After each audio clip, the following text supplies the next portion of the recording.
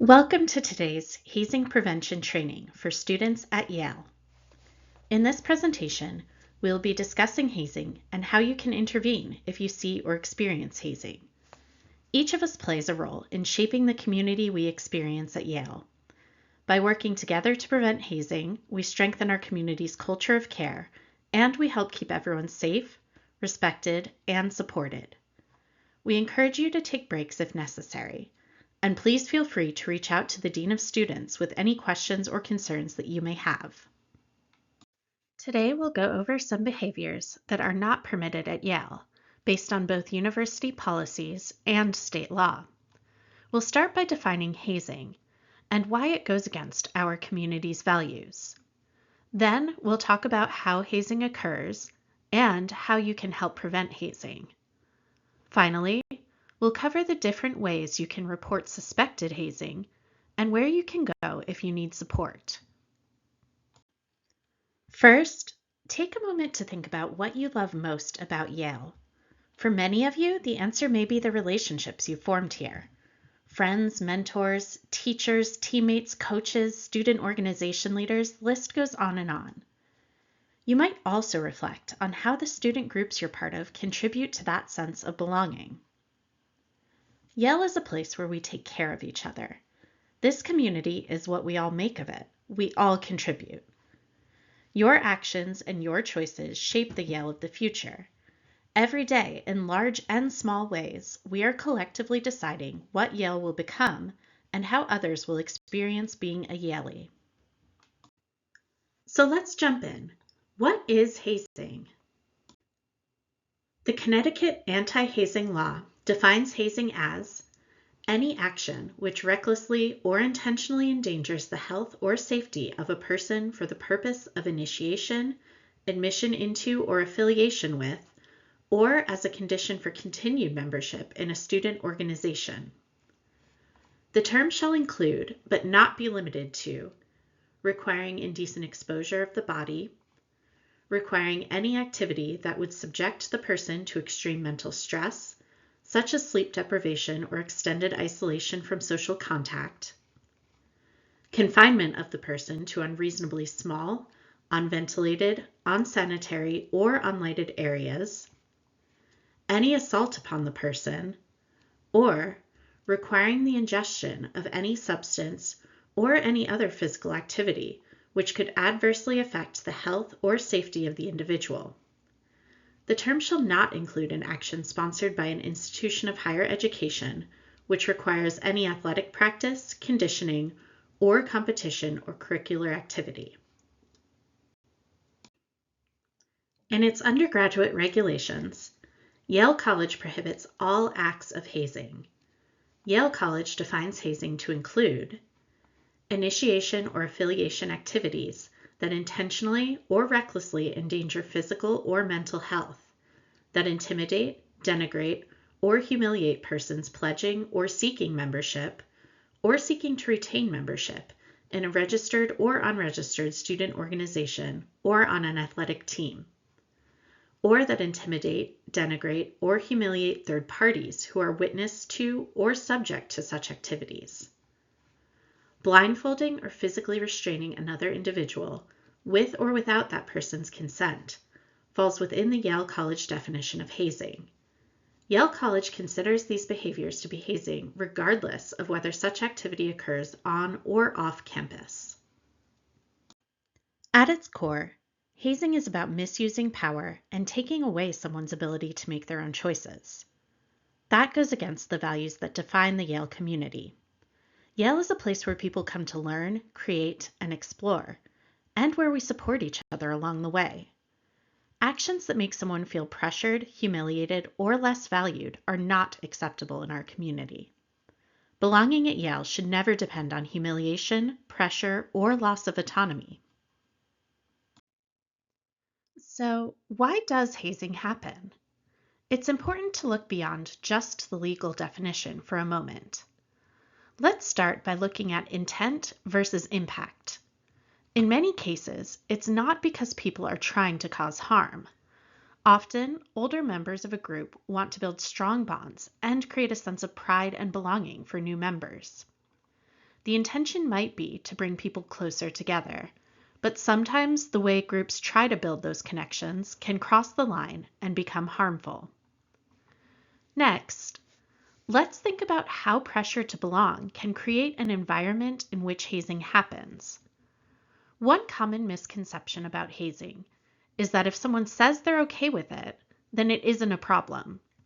But saying yes does not always equal a free choice when participation feels tied to being accepted into a group. Sometimes people feel pressure to go along with something because they want to belong, and social pressure can make participation feel mandatory. Remember, consent isn't always clear. This is where the idea of implied and even express consent can come in, and someone's consent does not remove responsibility. If someone wants to join a group, others might assume they're willing to do whatever it takes to become a member. In some cases, a person might even say yes out loud. But even if someone appears to agree, or actually agrees, to an activity that qualifies as hazing, it's still considered hazing. Let's talk a bit more about the power dynamics of hazing. One question to think about is, when participation is required for belonging and acceptance, is it voluntary? The power dynamics of hazing are inherently coercive. In organizations which recruit and retain members, a power imbalance exists. There are many kinds of power and privilege to consider. Large-scale social constructs based on race, class, ability, gender, sexuality, or religion, and more local campus dynamics, like class year or what student group someone is in. Senior members of an organization will likely be perceived as having power over those seeking membership, and therefore there is a perceived power imbalance.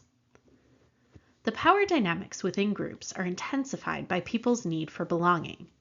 When people have a strong desire to fit in, they may go along with things they normally would question or decline. If they feel there are no meaningful alternatives for connection, they might agree out of fear of being excluded or being rejected by their social group. You might be wondering, if someone agrees to do something, how can it still be hazing? Why isn't their consent enough to make it okay? Because commonly, coercion plays a consistent role in hazing activities. Where consent is a clear and freely given yes, coercion, simply put, is when a person or group of people perceived to be in a position of power use that power to compel another person to engage in an activity. Oftentimes, people think that as long as the activity is clearly explained to a participant beforehand, and as long as the participant agrees to engage in that activity, there can be no hazing. Both of these are false presumptions because they ignore the concept of coercion. This slide shows an example of these power dynamics in play. Where a senior group member has perceived power, this leads to a power imbalance due to the authority of the senior member. When someone feels pressure because of their desire to belong combined with this power imbalance, this can lead them to being coerced into decision-making rather than making their own true choices. Often, hazing shows up as intimidation, humiliation, or non-physical pressure placed on new members. Because of how hazing is often portrayed in movies or TV, many people think of extreme behaviors like paddling or other abuse. While those forms do exist, they're actually rare. It's important to remember that under Yale's undergraduate regulations, blindfolding or physically restraining someone, even if they agree to it, falls within the college's definition of hazing. While activities like blindfolding during reveal events may be intended to build excitement, they can create discomfort or uneven power dynamics. When some people can see and others can't, control of the situation is not equal. Carrying items or wearing something. Requiring new members to carry a specific item or wear something at all times, especially if there are consequences for forgetting it, is a form of intimidation. Even if the consequences are implied rather than stated, the pressure to avoid embarrassment or punishment can make participation feel required rather than optional. Unity actions. Hazing can also involve humiliation disguised as team bonding. For example, requiring new members to shave their heads or to do something embarrassing to promote unity places group conformity over individual dignity. When people feel pressure to participate in order to belong, consent may not be truly voluntary. Substance use. Another common form of hazing involves alcohol or other substances. Drinking games, pressure to drink excessively, or requiring someone to consume alcohol, food, or other substances can quickly become dangerous. These situations carry serious health risks and can lead to severe injury or death. Hazing isn't defined by a simple checklist. Instead, it's about context and impact. If an activity is required for membership, targets new or prospective members, creates risk of harm, humiliation, or intimidation, or holds new members to different standards than others, it may be hazing. Yale encourages groups to focus on inclusive traditions that build belonging without pressure, coercion, or harm. While hazing is sometimes framed as a bonding experience, it can bring up strong emotions like insecurity, embarrassment, fear, or isolation, either in the moment or later. Hazing often starts in subtle ways. Someone might feel excitement or adrenaline at first, and their desire to belong can make the experience seem acceptable or even energizing. But when social pressure and intense emotions are involved, the effects can last well beyond the moment. When groups focus on healthier, more respectful ways to build connections, they can create traditions that strengthen belonging without putting anyone at risk. On your screen, you'll see the spectrum of hazing, which contains 3 categories: intimidation, harassment, and violence, and it lists examples of each. Intimidation can include deception, the assignment of demerits, silence periods with implied threats for violation, social isolation of new members, the use of demeaning names, or expecting certain items to always be in someone's possession. Examples of harassment include verbal abuse, threats or implied threats, asking new members to wear embarrassing attire, skits with degrading or humiliating acts, sleep deprivation, and sexual simulations. And examples of violence include forced alcohol or drug consumption, beating, paddling, or other forms of physical assault, branding, forced ingestion of vile substances, water intoxication, abduction or kidnapping, and sexual assault. There are arrows above and below the 3 categories. The top arrows show how easy it is to recognize an activity as hazing, with intimidation being on the lower end of the recognition spectrum, harassment in the middle, and violence being highly recognizable. The arrows on the bottom of the slide show how frequently different types of hazing occur, with intimidation being on the high end of the spectrum, harassment in the middle, and violence on the lower end. So, when we look at it all together, we see that intimidation behaviors happen most often and are the least likely to be recognized as hazing. These actions are often explained away as harmless traditions, pranks, jokes, or just part of joining. Violence is the type of hazing people recognize most easily, but it occurs less frequently. In the middle is harassment, which can be harder to recognize at first. It may start as something that looks like a joke, but it can escalate into behavior that makes someone feel humiliated, pressured, or singled out. Sometimes this includes implied consequences if someone refuses to participate. Again, many people don't intend to haze others. That's why recognizing these behaviors early on is important so they can be addressed and stopped before they escalate.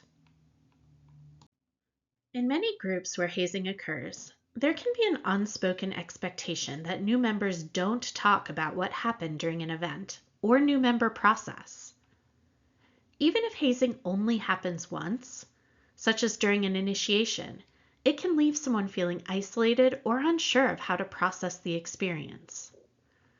This slide shows the hidden impacts of hazing, which include silence, an unspoken expectation not to talk, isolation, feeling alone or unsure, coping, including using substances, and feelings of frustration or avoidance.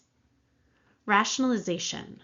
It's common for people to rationalize hazing by thinking things like others had it worse or it's just a rite of passage. These thoughts can make harmful behavior seem normal or necessary. Impact, including mental health effects. People cope with these situations in different ways.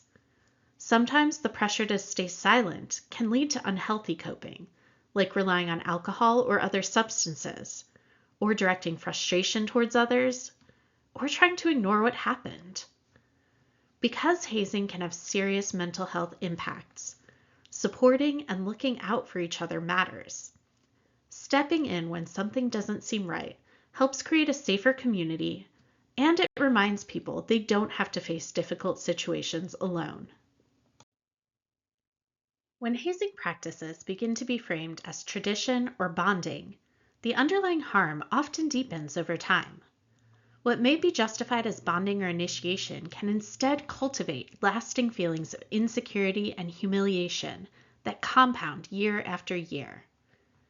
Individuals who were once subjected to hazing may rationalize it as necessary or a meaningful rite of passage simply because they endured it themselves, but that does not make it okay. In some cases, behaviors can gradually escalate into situations that carry greater risk or potential for harm. Dynamics such as groupthink, which is the pressure to set aside individual judgment and responsibility to align with the group, can make it even more difficult to respond or say no. In the moment, voicing discomfort may feel like risking exclusion or rejection from a community that promises belonging and close relationships. We've covered a lot of important information about hazing, and one key takeaway is that it usually doesn't begin with harmful intent. So you might be asking yourself, what can I do differently? In this section, we'll discuss hazing prevention and some ways you can proactively prevent hazing. Here are a few things to consider. If you're planning an initiation for your student organization, pause and think about it. Don't automatically repeat what was done last year without exploring other possibilities. Ask yourself, what do you want participants to gain from this experience? What should new members learn about your group and its traditions? Why do those traditions matter? What are your long-term goals for the organization? How will this activity shape your group's culture moving forward? What other options have been considered? How can we make everyone feel included and thereby connected to our group? Taking the time to reflect can help you create an experience that builds connection, respect, and a strong foundation for the future. If you're considering joining a group that runs an initiation, don't be afraid to ask questions, and don't be afraid to simply say no. Good relationships are not built on fear or pressure. You shouldn't have to earn the esteem of the group through humiliation.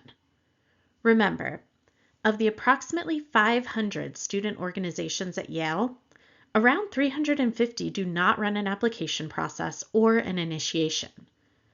You don't need to participate in an initiation to belong.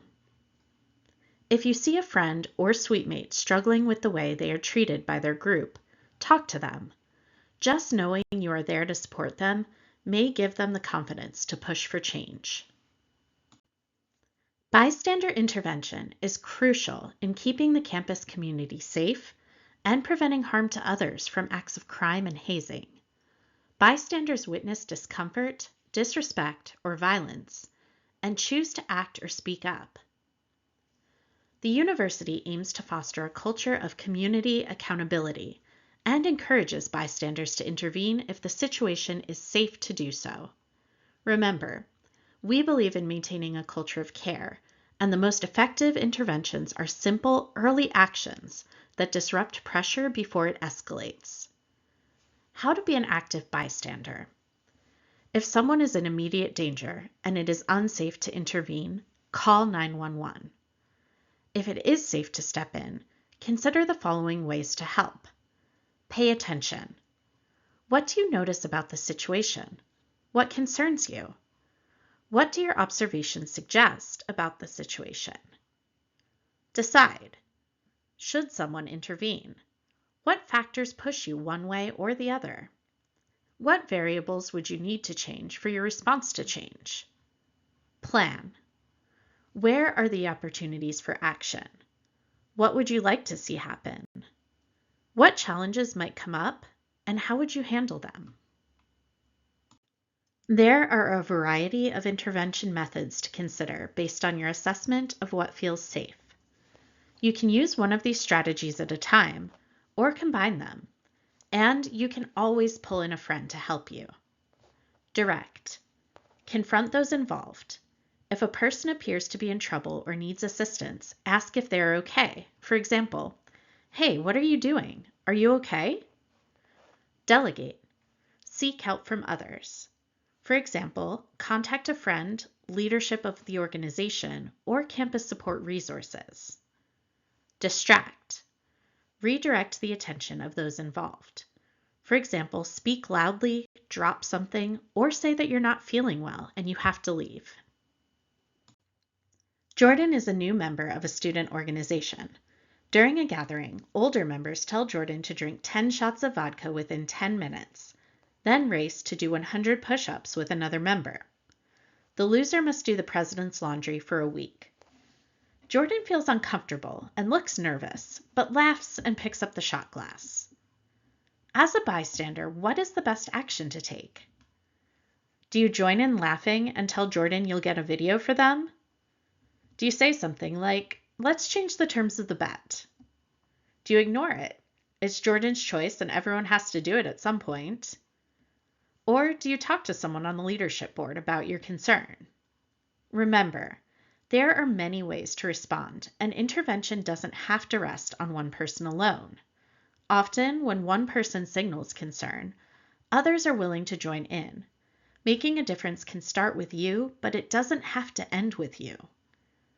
If you selected number 2, speaking up can interrupt potential harm and clearly communicate support for someone in a risky situation.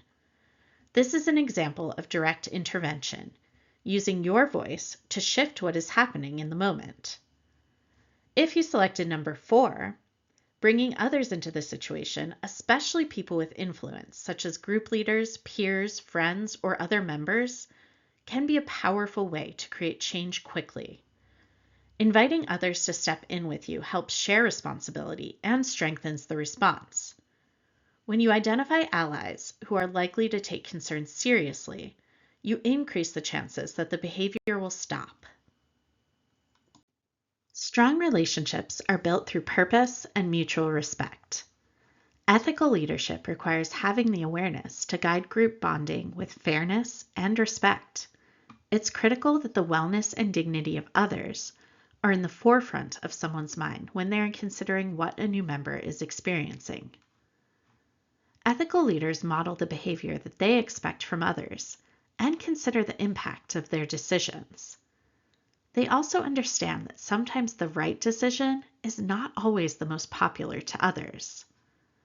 A common myth for building strong groups is that going through something hard will create unity. But people bond better when they work toward a goal together, not when someone or a group of people are put on display for the benefit of others' humor. A true test of group activities is to ask yourself how you would feel if you needed to explain the details of the event to your dean, a parent or family member, or other campus administrators like a coach. To build cohesion that also aligns with values, consider organizing a service project that ties directly to the values of your group. Make sure that everyone participates in the activity and equally splits the tough tasks. For example, if you volunteer at a hospital, don't require the new members to clean and scrub floors, while the members with the most seniority have a more fun role. Other ways to build group relationships are team building challenges that focus on collaboration, not endurance. Collaboration can include friendly sports or trivia. The purpose should have mixed groups with the clear purpose and boundaries, so participants understand why the activity is happening. There should not be a punishment for losing the game. Some great activities we see other Yale students utilize include sharing new experiences together, activities that allow members to try something new as a group, for example, planning a weekend retreat, going on a day trip, organizing a group hike, or taking a cooking or art class together. Engaging in lighthearted team-building games. Activities that encourage collaboration, problem solving, and fun. Some examples include bowling, mini golf, escape rooms, trivia nights, and scavenger hunts. Bonding over shared interests. Activities that help members explore and celebrate what they've already enjoyed together. For example, performance groups organizing a small tour, volunteer projects aligned with group passions. So, what do we do with all of this information? If you become aware or suspect hazing is occurring, we want you to report it. Reporting isn't about getting someone in trouble. It's about protecting our peers, interrupting harmful dynamics early on, and making sure students aren't being pressured into situations that compromise their safety, dignity, or values. Accountability for our actions is essential to protecting individuals and strengthening our community. By holding ourselves and one another responsible, we foster trust, uphold our college's values, and ensure a safe and respectful environment for all. As Yaleys, we encourage everyone to play an active role in keeping yourselves, each other, and our community safe and free from harmful conduct. Coming forward with a report may feel intimidating and overwhelming.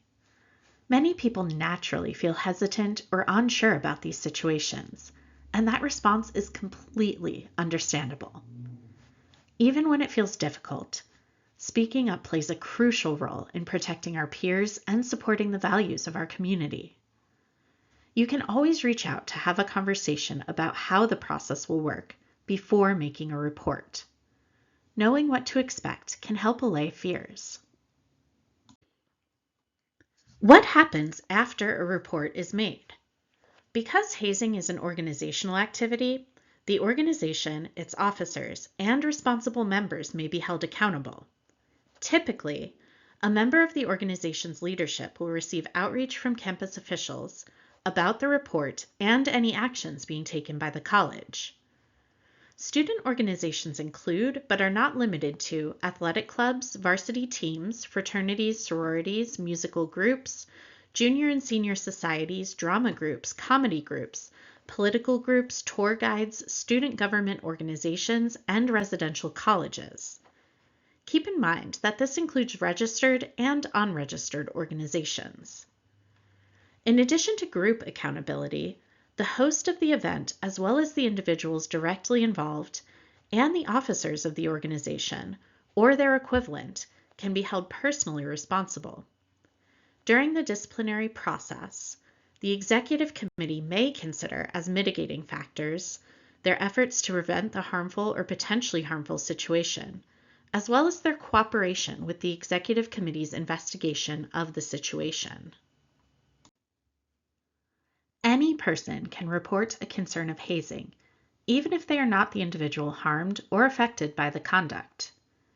Yale policy prohibits retaliation against any individual who makes a good faith report of hazing.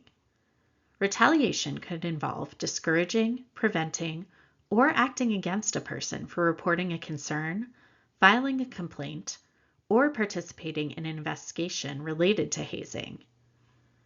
To report hazing at Yale University, individuals can contact the Yale Police Department at 203-432-4400 for immediate concerns, or report incidents to Student Affairs at student.affairs@yale.edu.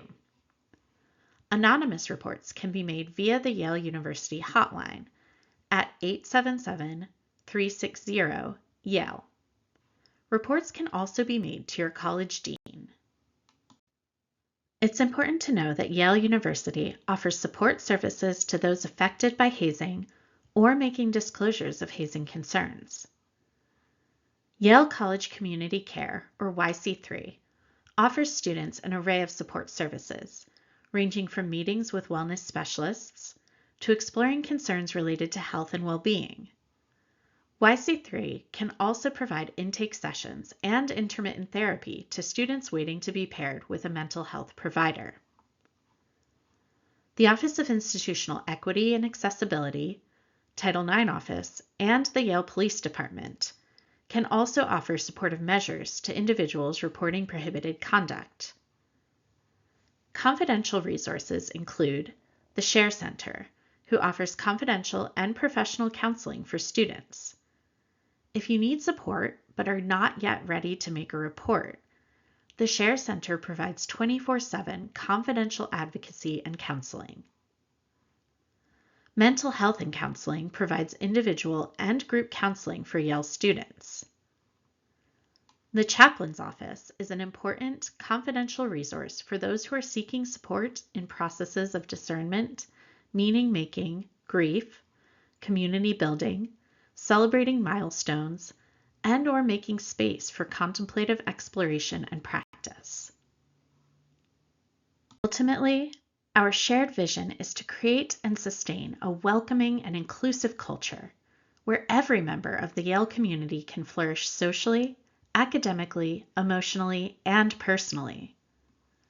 Thank you for being a partner in creating a safe and welcoming place to live and learn. Your awareness and your willingness to act genuinely makes a difference.